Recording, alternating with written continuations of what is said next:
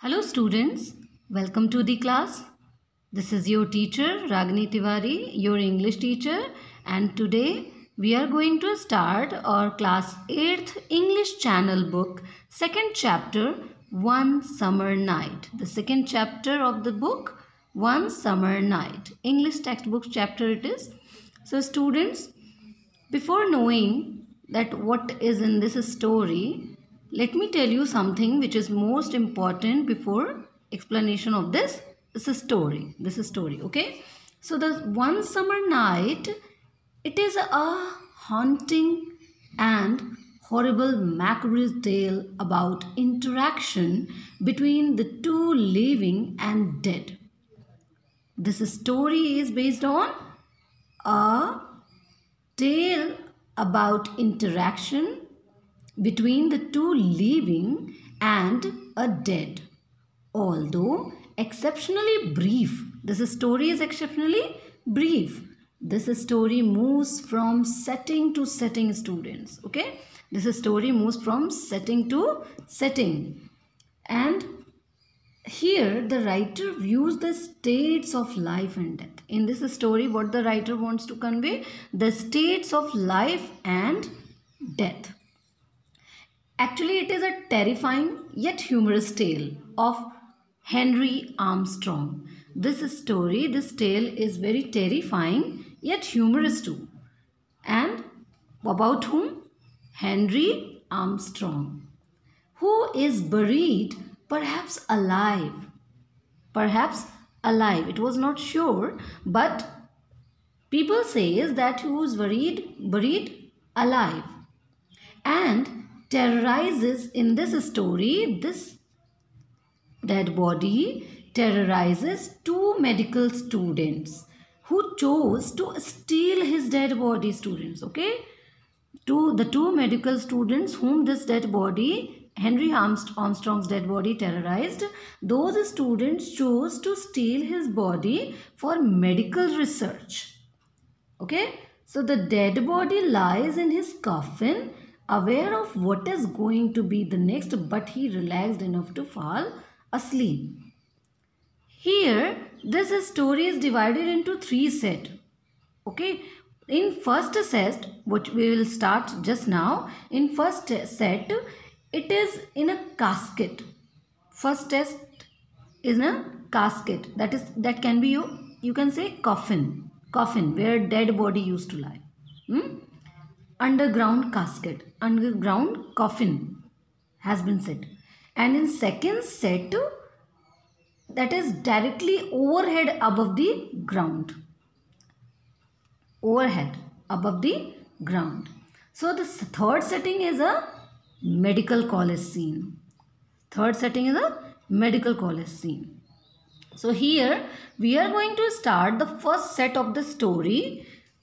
Listen carefully and don't forget to write to understand hard word meaning. Okay, I'm going to read. Listen carefully, students. Henry Armstrong was buried, but that did not prove he was dead. Henry Armstrong was buried, but that did not prove he was dead. He had always been a difficult man to convince. Here the narrator was telling us, narrator want to tell us that Henry Armstrong was a person in the story who was buried. It means certainly he had been died, but the narrator was also saying that did not prove that he was dead. It means somebody must have murdered him. So he had always been a difficult man to convince. When he was alive, people says that he was the man which is very difficult to convince or appease for anything. He lay flat upon his back with his hands crossed upon his stomach. His hands crossed upon his stomach. He lays flat. He lied flat somewhere and tied with something that he easily broke, and his dead body tied with something that could be easily broken.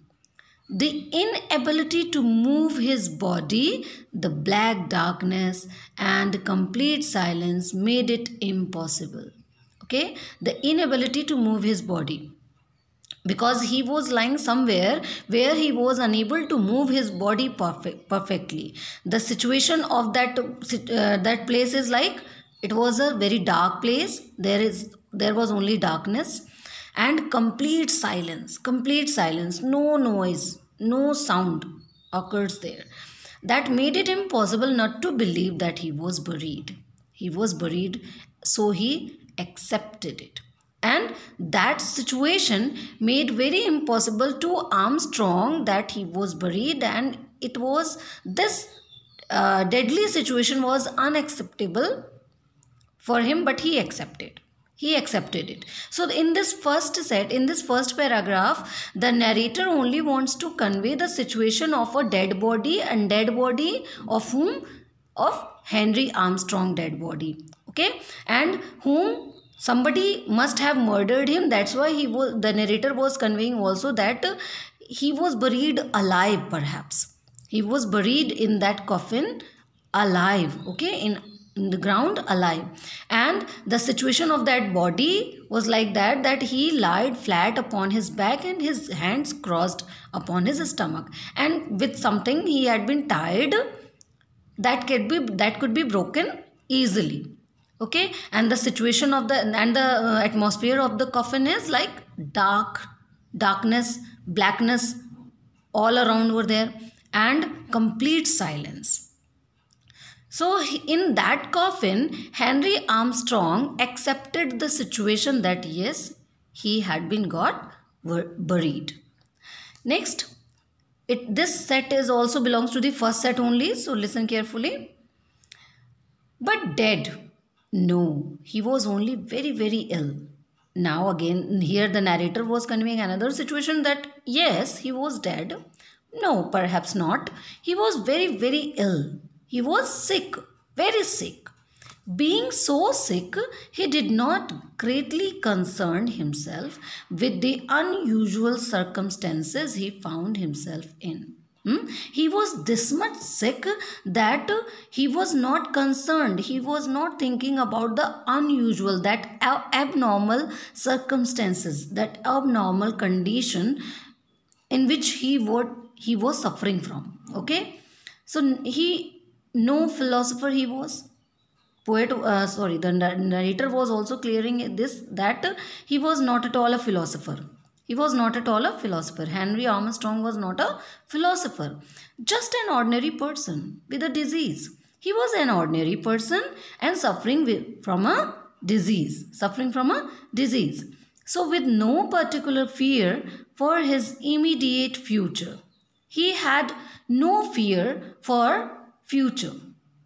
Okay, he was not thinking about the future, what will be happening or what is going to be happen in rest of in his future.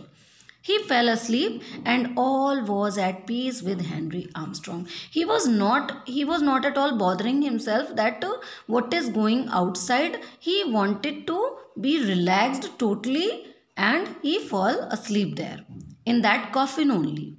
Okay, in that coffin. So this paragraph, the first set has been where it has been situated in the casket underground, where the coffin has been buried of Henry Armstrong. So students, listen this video again and again. Try to understand these two paragraphs and the word meaning. If you listen, everything will be clear to you. We will continue this story in our next video. Till then, take care. Goodbye.